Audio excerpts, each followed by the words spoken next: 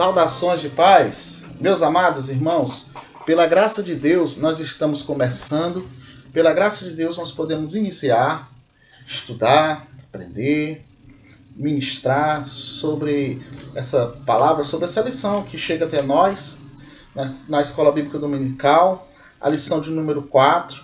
Tenho gostado muito dessa revista.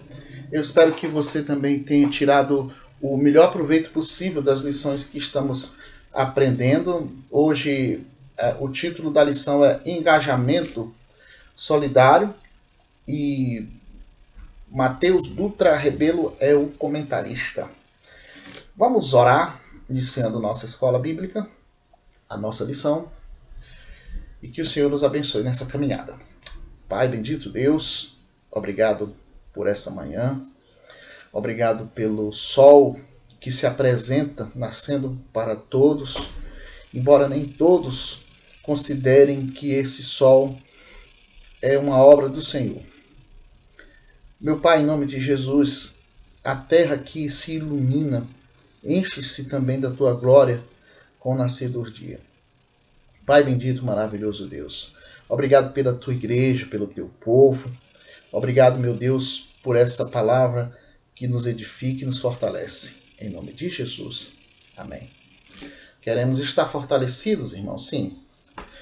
O texto base da lição está aqui em Filipenses, no capítulo 2, nos versículos de 1 a 11. Então vamos fazer essa leitura. Peço que você acompanhe comigo. Filipenses capítulo 2, versículos de 1 a 11. A leitura ela vai dizer assim: Portanto, se há em Cristo alguma exortação, alguma consolação de amor, alguma comunhão do Espírito, se há qualquer sentimento profundo ou compaixão, completai a minha alegria, para que tenhais o mesmo modo de pensar, o mesmo amor, o mesmo ânimo, pensando a mesma coisa. Não façais nada por rivalidade, nem por orgulho, mas com humildade, e assim cada um considere os outros superiores a si mesmo. Cada um não se preocupe somente com o que é seu, mas também com o que é dos outros. Tende em vós o mesmo sentimento que houve em Cristo Jesus, que, existindo em forma de Deus, não considerou o fato de ser igual a Deus algo a que se devesse se apegar.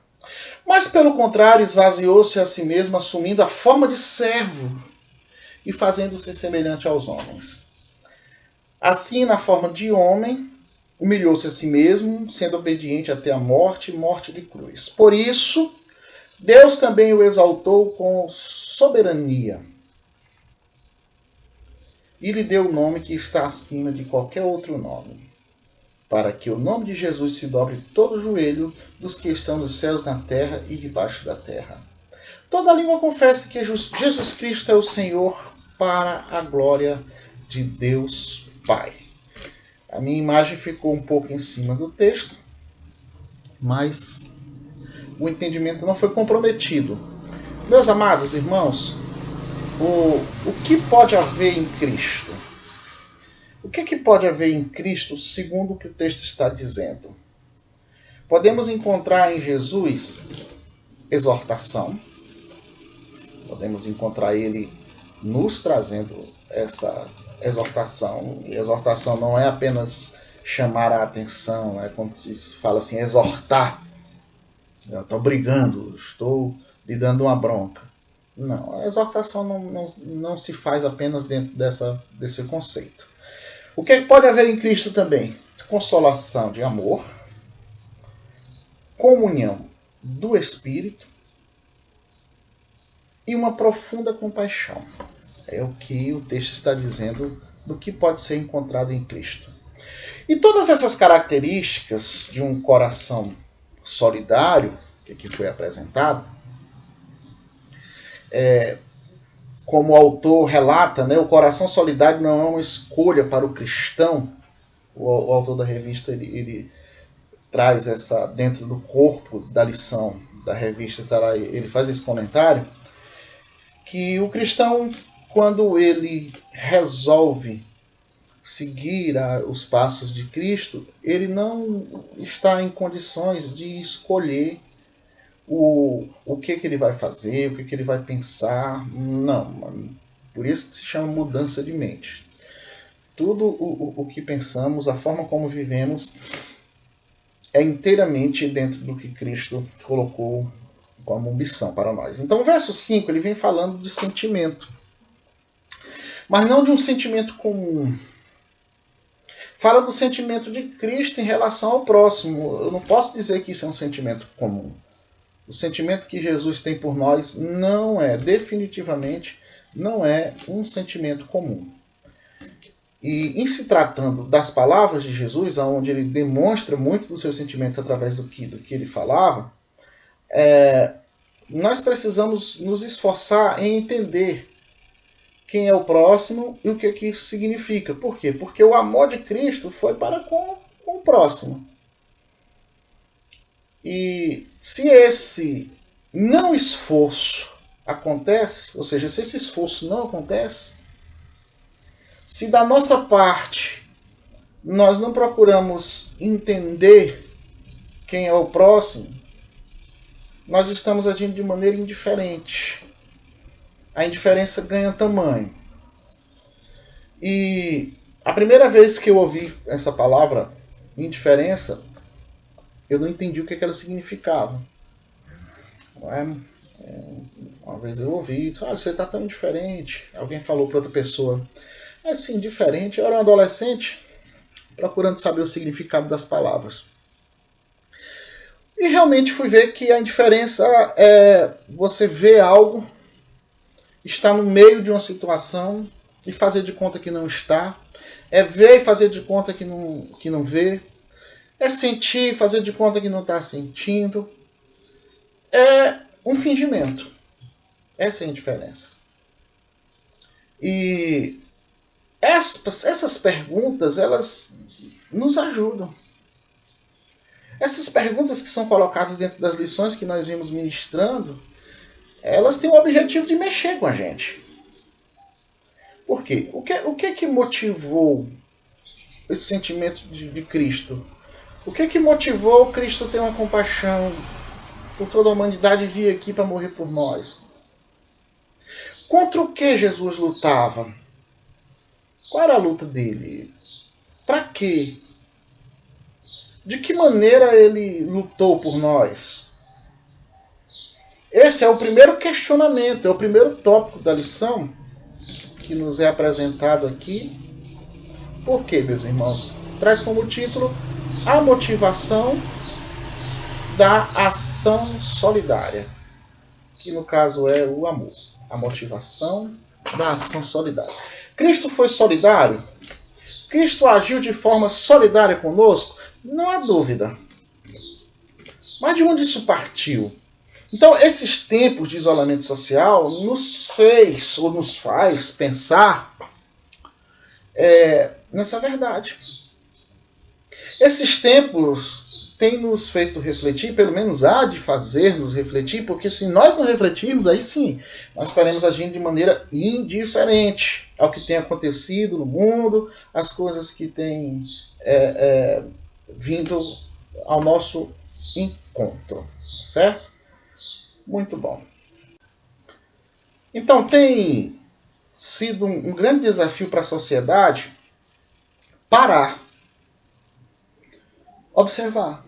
Tem sido um grande desafio para a igreja parar e analisar. Por quê? É justamente nessa análise em que nós encontramos o que o texto está sugerindo, que é, primeiro, o mesmo modo de pensar, o mesmo amor e o mesmo ânimo. São três coisas que estão dentro do texto que a gente acabou de ler.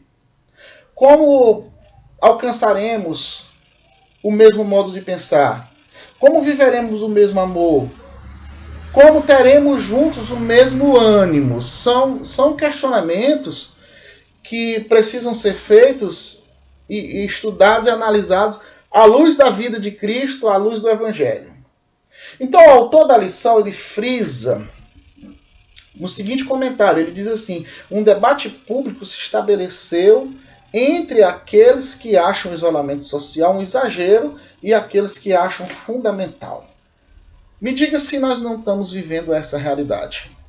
De um lado, aqueles que acham, não, tem que fechar, tem que isolar, tem que ficar em casa, e outros, por outra maneira, já pensam totalmente diferente. Não, vamos abrir, vamos retomar a vida, vamos... Não estou fazendo aqui juízo de valor, mas eu estou dizendo que existe esse debate hoje. Existem essas duas maneiras de pensar. Mas será que o mais relevante é saber quem tem razão? Eu digo com toda certeza, eu não estou preocupado com quem tem razão. Até porque eu não tenho condições de dizer quem é que tem razão. É afirmar, de fechar a questão. Então, como é que nós conviveremos como igreja, como sociedade, sem a capacidade de lidar com o que é divergente? Esse é o maior desafio. O maior desafio não é ficar trancado em casa. O maior desafio não é viver aberto com tudo, fazendo o que tem que ser feito, sem um isolamento social. Não estou fazendo juízo, não estou defendendo nenhuma dessas causas. O que eu defendo aqui é como nós, como igreja, conviveremos com essa divergência de pensamento. Mesmo sendo desconfortável, Cristo deixou sua glória e assumiu uma condição humana inferior. Então, foi muito mais difícil Jesus sair lá dos céus e vir para cá do que alguém deixar sua opinião em favor do outro. É mais fácil Jesus descer do céu do que o homem, em determinadas situações, abrir mão de um conceito para que seja gerada a paz no meio de todos. Esse exemplo ele é impossível de ser dado sem uma motivação espiritual. Isso que eu estou falando, motivação espiritual. A ação solidária, a demonstração do amor é algo espiritual. Por quê, meus irmãos? Porque Cristo ele desapegou da sua glória celeste em benefício de que mesmo? De algo físico ou espiritual? Qual foi a motivação da ação redentora de Jesus, se não o próximo? Por isso, esvaziar-se de suas opiniões é mais fácil do que renunciar a uma glória celeste, como Cristo fez. Queria deixar isso muito claro. Jesus abriu mão de coisas muito maiores do que a sua opinião. E o versículo 5, ele fala: tende em vós o mesmo sentimento que houve em Cristo. Que sentimento? De renúncia. Essa é a chave para alcançarmos as motivações corretas para o exercício do amor solidário. Isso é um exercício, é uma prática. Já o versículo 3, na parte A, apresenta as motivações que prejudicam o alcance desse sentimento cristão, do alcance que há em Cristo. Porque o texto não está falando apenas o que era que Cristo queria, o que ele pensava e como ele agiria, ou como agiu. O verso 3a diz: não façais nada por rivalidade, nem por orgulho. Jesus não agiu assim, então por que o homem age dessa maneira? Porque a sua ação, agindo dessa forma, não é espiritual. Tanto a rivalidade quanto o orgulho são sentimentos. Geram motivações. Então, o que fazer para, como igreja, vencermos essas divergências atuais? Como a igreja vai vencer essas divergências? Como manter o mesmo modo de pensar? O mesmo amor e o mesmo ânimo? Qual é a resposta? Adotarmos a motivação de Cristo e negarmos a mazela da rivalidade, do orgulho. Não é por rivalidade, não é por orgulho, não é por ganhar o debate, não é por provar que está certo. Não foi isso que Cristo ensinou com seus exemplos. E aí o que é que ele diz? Cada um considere os outros superiores a si mesmo. E me dá vontade de sorrir, porque para o descrente ou para a pessoa imatura, isso pode doer muito, considerar alguém superior. Pode doer bastante, pode ser inconcebível essa ideia, mas é um distanciamento não social, mas um distanciamento de Cristo. Eu posso até ficar distante socialmente, mas desde que eu não me distancie de Jesus. Porém, para o crente isso é prazeroso. Quando ele... Para o crente ou para a pessoa humilde. Isso não precisa ser crente para poder ter um sentimento de humildade. E de considerar o outro como sendo superior. E eu reforço que há uma diferença entre ser e querer ser. Como é que é isso? A diferença entre ser e querer ser? É porque tem pessoas que são. Tem pessoas que são habilidosas, tem pessoas que são inteligentes, tem pessoas que são extremamente cultas, empáticas. Cada um é alguma coisa. Por outro lado, tem os que não são e por força querem ser aceitos como se fossem. Não é simpático, mas quer por força que as pessoas o tenham por simpática. Não são preguiçosos, mas querem a todo custo serem consideradas como pessoas trabalhadoras. São irritados, iracundos, mas querem de qualquer maneira serem reconhecidos como alguém pacífico. Eis a diferença. Quando nós admitimos o que as pessoas são, isso nos traz paz. O que cada um é. Por isso que se fala muito em sentimento de compaixão. Por isso que quando se fala em Jesus, se fala também da sua empatia. Aí nos versos 6 e 7 mostra-nos essa explicação através da kenosis. O que é a kenosis? É o texto que eu vou falar aqui primeiro, que diz, nos versículos 6 e 7, que existindo em forma de Deus, não considerou o fato de ser igual a Deus, algo que devesse se apegar, mas pelo contrário, esvaziou-se a si mesmo, assumindo a forma de servo, fazendo-se semelhante aos homens. Isso é a kenosis.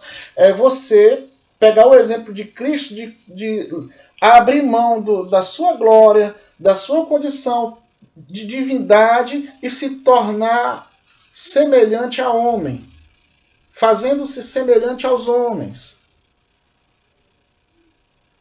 Como fala no versículo 6. Pelo fato de ser igual a Deus, mesmo assim se desapegou. Do que você precisa se desapegar para seguir esse exemplo de Cristo? Segundo o contexto que está dizendo aqui, é do seu conceito. Ou de alguns conceitos que vocês têm colocado, ou pode ter colocado, acima do conceito que Cristo tem nos ensinado. E esses dois versículos, eles nos explicam muitas coisas acerca da divindade de Cristo. E entendendo a divindade de Cristo, nós temos mais condições de acertar. Por quê? Porque a autoridade de Jesus ela é questionada até hoje por ele ter dito que não sabia quando seria o dia do fim. Lá em Mateus 24, 36, né? Mas quando, o dia, a hora, ninguém sabe. Nem os anjos do céu, nem o Filho, somente o Pai. E aí nasce um questionamento. Eu queria abrir esse parênteses. Não, como é que Cristo era Deus e ele não sabia... E ele disse que não sabia quando seria o fim? Ora... por conta da kenosis. Porque naquela hora, ele estava na condição humana. Deus também o exaltou com soberania, como diz no versículo 9. Então, é uma sequência que conhecemos bem. Porque os humilhados serão exaltados. Nós sabemos disso. O povo na rua fala isso. Isso virou um jargão popular, né? Os humilhados serão exaltados. Então vamos inverter a ordem. Os exaltados serão humilhados? O que é que nós podemos tirar proveito? O que é que podemos aprender? Melhorar a nossa habilidade de lidar com o desconhecido. Nós não temos respostas concretas do fim da pandemia e nenhuma vacina assim testada, né? Confiável. Essa situação de incerteza ela pode aflorar muitas divergências entre as pessoas. Esse é o nosso contexto atual. Um contexto que trata o ponto crítico, trazido pelo tópico 2, que eu vou abrir aqui agora, onde ele diz que a motivação da ação solidária.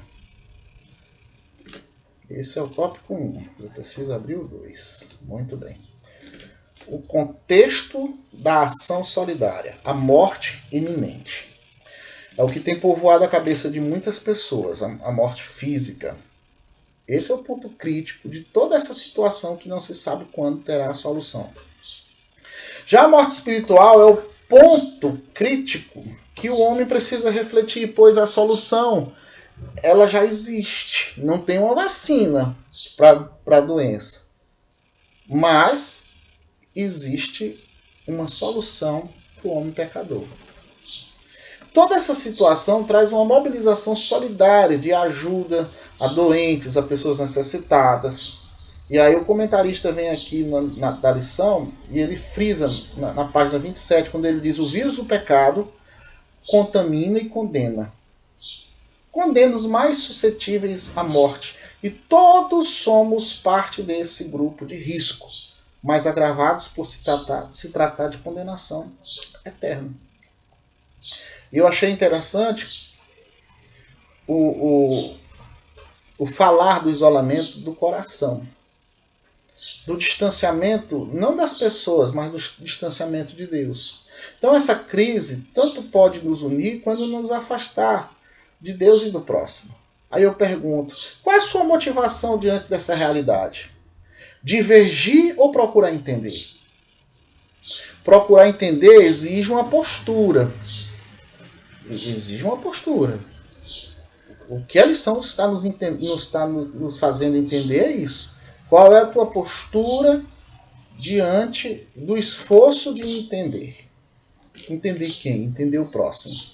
E aí nós chegamos no outro ponto, que ele diz que a ação solidária, autossacrifício. Autossacrifício, a lição ela traz um exemplo bíblico clássico, o exemplo de entrega, que é o da viúva pobre. No meio da crise, nós costumamos medir e pesar tudo, né? Contar o dinheiro, medir as forças, olhar para o tempo. Depois de fazer essa análise, entendemos que ficar pensando nas consequências e prejuízos é algo a ser praticado. Isso pode encher o nosso coração, né? Essa contabilização. O que é que eu vou perder, o que é que eu vou ganhar, o que é que eu vou ter que ficar parado. E em seguida, a nossa mente ela começa a construir estratégias de reação. Naturalmente isso acontece. Como é que eu vou reagir diante dessa situação que vivemos hoje? E essa sequência ela tem a ver com a construção de nosso pensamento. É natural. Mas diante de tantos impulsos naturais, diante de tantos impulsos lógicos, aonde está o nosso autossacrifício? Qual é a parte que nós entregaremos? O que que nós, de pura consciência, iremos abrir mão? O autossacrifício é deixar de lado os próprios interesses em favor do todo. Por exemplo, os nossos cultos não presenciais têm sido um sacrifício que concordamos em fazer para cooperar. Deixamos de fazer os cultos presenciais por um período. É um sacrifício para todos. as divergências estarão dependendo do grau desse engajamento solidário, que é o título da lição. Você está engajado na resolução do problema que nós vivemos hoje? Isso é uma boa pergunta, talvez a pergunta mais importante dessa lição. Qual é o teu engajamento ou o engajamento da igreja no combate ao Covid-19? Aí a lição traz na página 28 também um comentário que eu quero citar que diz: porque o propósito não é ter razão sobre o jeito certo ou errado. O propósito é fazer algo por alguém que quero preservar. Então não é a questão de provar, eu já tenho falado disso muito. Provar, eu tenho que provar que estou certo. Não, eu sou capaz de ajudar. É bem melhor. A viúva pobre, ela estava engajada no propósito de ajudar. Embora o que ela tivesse fosse pouco. Mas ninguém tiraria o propósito dela. É por essa ótica que Jesus usa aquele exemplo que fez do pouco muito. O pouco dela era tudo dela. Parece pouco o que a igreja pode fazer para cooperar com o combate à pandemia. Talvez insignificante o que a igreja pode fazer no olhar exterior. Mas esse pouco é o que nos cabe, meus irmãos, é o que precisa ser feito. Isso nos une ou nos afasta? O problema é esse. Essa situação está nos unindo ou está nos afastando? Então vamos ao último tópico que aprofunda a parte prática dessa missão. Quando ele diz que a igreja primitiva, um caso concreto. Como assim um caso concreto? O que foi revelado sobre nós nesse tempo tão diferente? Não foi algo assim concreto, real? A questão de entrar, de sair, virou praticamente um ritual, entrar e sair de casa, né? Para sair tem que se paramentar todo. Aí quando chega, deixa o sapato fora, deixa a meia, deixa a roupa, bota no sol, joga na água sanitária e tal. Virou um ritual. O ir, o voltar, o chegar no lugar, a forma até de falar com as pessoas ficou diferente. Em algumas situações eu fiquei até um pouco constrangido, porque eu não sabia se a pessoa queria que eu me aproximasse ou não, se aquela distância estava boa. Não era por mim, era muito mais pelo outro. Será que está boa essa distância aqui? Então a gente foi reaprendendo a nossa maneira de lidar. A gente não sabe se pode entrar na casa, se não pode, ou se engancha no portão e vai embora. Por quê? Por conta da diferença de pensamentos. A gente não sabe como é que cada um está vendo. E será que iremos sair dessa sem fazer nenhuma reflexão sobre o nosso modo de servir? Eu quero falar uma coisa muito séria. Entenda as pessoas, independente de como elas estejam agindo com você. Se ela acha que tudo tem que estar liberado, que tudo isso é uma bobagem, tudo, entenda. Se por outro lado você encontra outra pessoa que está preocupada e está seguindo todos os protocolos e requisitos de isolamento, porque esses dois tipos de pessoas, elas existem. E se você é aquele que só consegue se dar bem ou lidar com quem pensa de uma forma, meu irmão, cadê o exemplo empático de Jesus em sua vida? Isso é muito sério. Se você acha que tem que isolar e encontra com alguém que acha que não, entenda. O contrário também está valendo. Muitos estão apressados para que as coisas voltem ao normal. Como se fossem donas do tempo. Mas o mais importante é saber se nós vamos voltar do mesmo jeito. Em Atos, aparece o relato do templo, mas também mostra que as pessoas não dependiam só do templo. Lá em Atos fala que eles perseveravam de comum acordo todos os dias no templo. Mas eles também partiam o pão de casa em casa, comiam com alegria e simplicidade de coração. Um dos casos concretos, não era o lugar, mas a perseverança de comum acordo.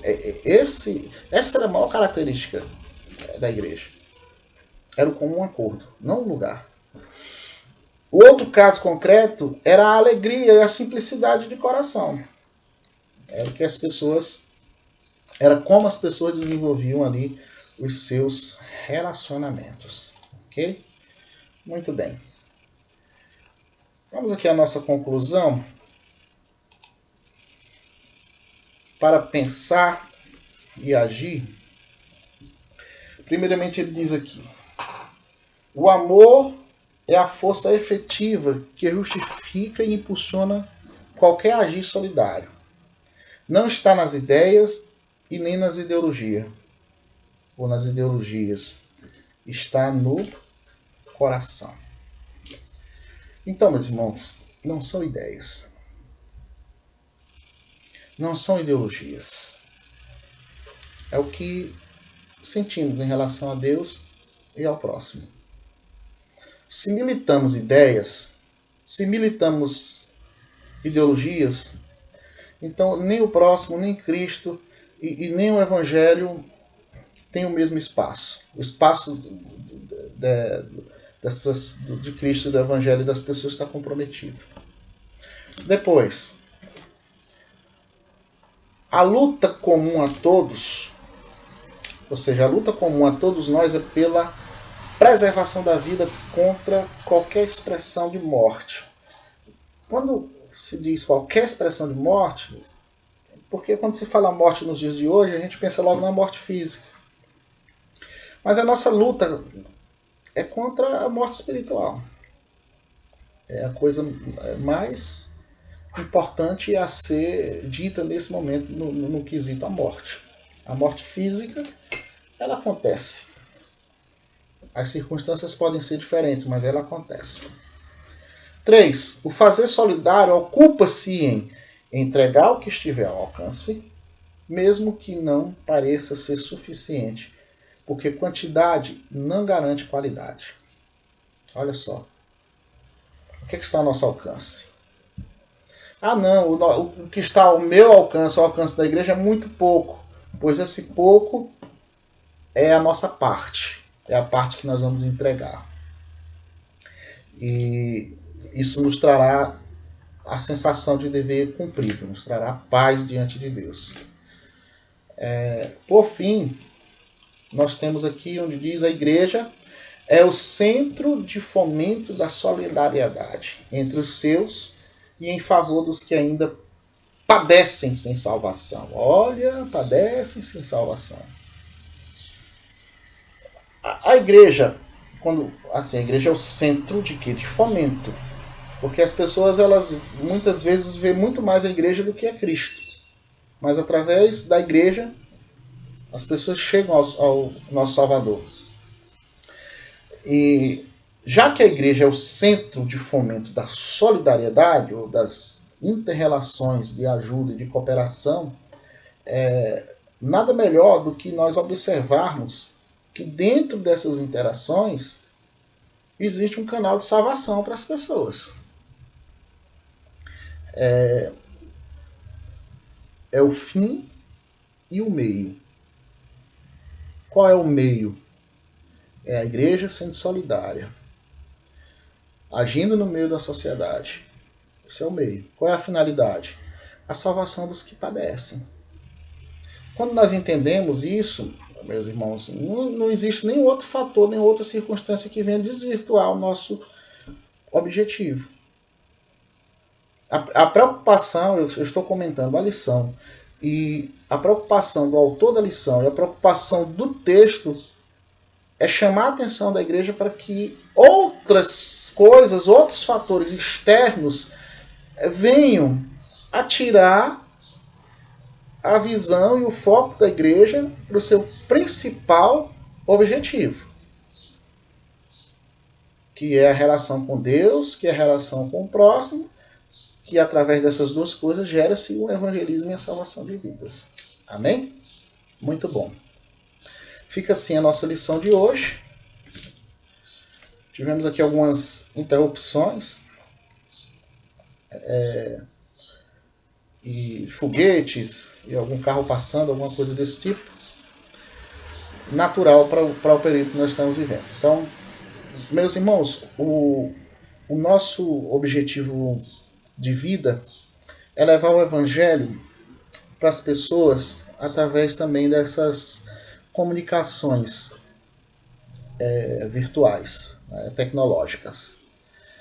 E eu não sei quais são os pareceres que nós teremos daqui para frente, mas eu estou esperando uma resolução das autoridades ou uma recomendação para o retorno dos nossos cultos, tá bom? Nós estamos trabalhando para isso. Eu repito, não é do meu desejo voltarmos à revelia, e também repito, não tem nada que impeça que estejamos voltando, não existe lei alguma que prive a abertura do templo. Nós estamos como cooperadores, agindo de acordo com o que é sugerido, tá bom? Muito bem. Vamos orar. Pai bendito Deus, maravilhoso Senhor, nos faz viver a tua obra, que sejamos exemplares diante da sociedade, que nos coloquemos como servos fiéis e muitas vezes até sofrendo alguma pena, sofrendo algum inconveniente, pelo esforço de entender o próximo, pelo esforço de conceber alguma ideia que não entendemos como sendo pertinente ou até mesmo sábia para aquela hora, mas para que a manutenção do vínculo da paz se estabeleça, a nossa paciência seja exercitada, Pai. Paciência com as pessoas que estão aflitas e por isso às vezes demonstram uma certa apreensão com tudo que está passando, com tudo que estamos vivendo. Paciência, meu Deus, com todo e qualquer meio de comunicação, ou qualquer instituição, ou qualquer organismo, ou qualquer coisa, meu Deus, no aspecto social que não esteja funcionando. Que tenhamos essa paciência com aquilo que não funciona, com aquilo que não anda, com aquilo que está emperrado, mas que isso não nos prive de trabalhar para que tudo se estabeleça. Porém, que nenhuma circunstância tire a nossa paz, porque nós não vivemos de circunstância, nós vivemos pela fé. Em nome de Jesus. Amém. Que o Senhor nos abençoe grandemente. Um abraço de paz.